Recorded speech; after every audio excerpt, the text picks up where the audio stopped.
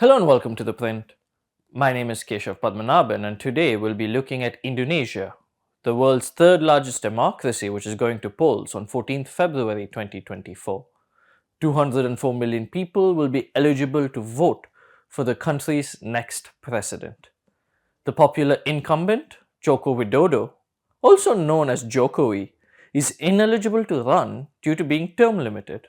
The upcoming polls hold significance for India as decisions regarding the deepening of cooperation in defense or other sectors between the two nations have been on hold since the commencement of campaigning for Indonesia's elections late last year.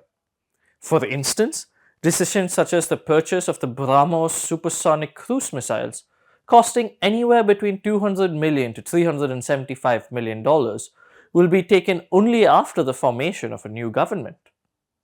The polls, being held for the positions of the president, vice president, parliamentarians, provincial and regional governments, are also the first unified elections in Indonesia. Indonesia is gearing up for the exchange of power for the first time in a decade, given that Jokowi is term limited. Indonesia won its democracy only at the end of the 20th century. The country, consisting of 17,000 islands, was led by the authoritarian president Suharto for 30 years from 1968 till 1998. However, while the days of the military dictatorship are over, its impact remains. The leading candidate to win the polls, Prabowo Subianto, also the current defense minister, was married to Suharto's daughter at one point in time. Prabowo has been accused of kidnapping over 20 pro-democracy activists in the late 1990s, nearly a dozen of whom have never been found. He has also been accused of serious human rights violations in East Timor, or Timor-Leste as we know it, during Jakarta's 24-year occupation of the country. Prabowo's military unit was responsible for the killing of Timorese political leader Nicolau Lobato in 1978. According to local media reports from 2019, Lobato's body has still not been returned to Dili. As per local opinion polls, Prabowo is predicted to win comfortably with over 50% of the votes. In Indonesia, a runoff election is held only if no candidate receives 50% of the votes in the first round. Though ineligible to run, Jokowi's presence looms large over the elections, with over an 80% approval rating. As president, he must remain neutral, but since his son, Gibran Rakabuming Raka, is Prabowo's running mate, it has led to people perceiving the ticket as having received Jokowi's implicit seal of approval, according to media reports. The two other candidates in contention are the former governor of Jakarta, Anies Baswedan, and the former governor of Central Java, Ganjar Pranowo. On Wednesday, Indonesians will also be voting for representatives at national, provincial, regional, and city levels.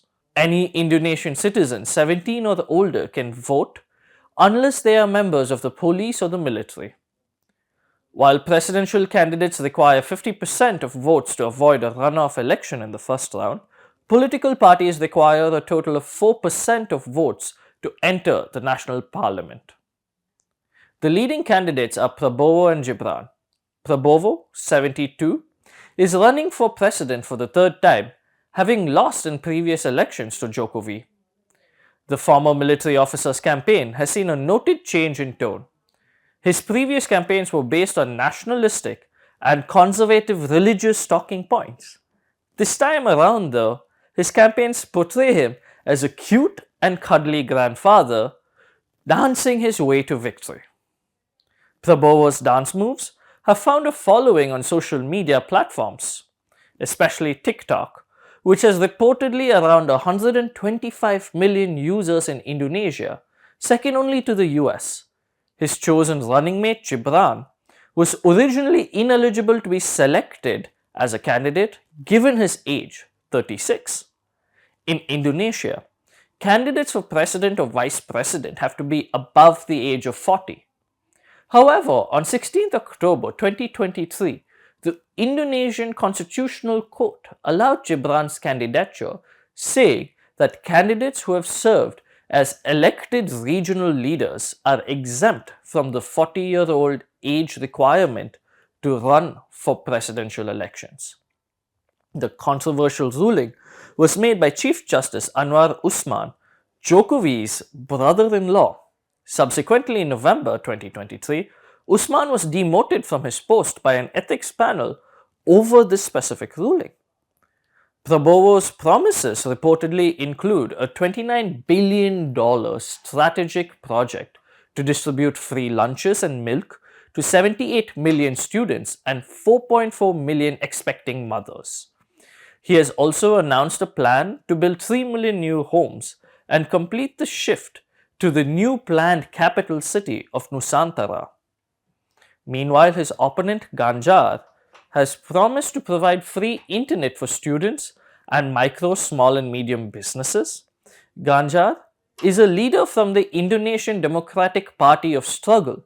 According to media reports, Ganjar has also promised to ensure a 7% annual growth rate and strengthen Jakarta's support for the Palestinian cause, while creating 17 million new jobs if elected.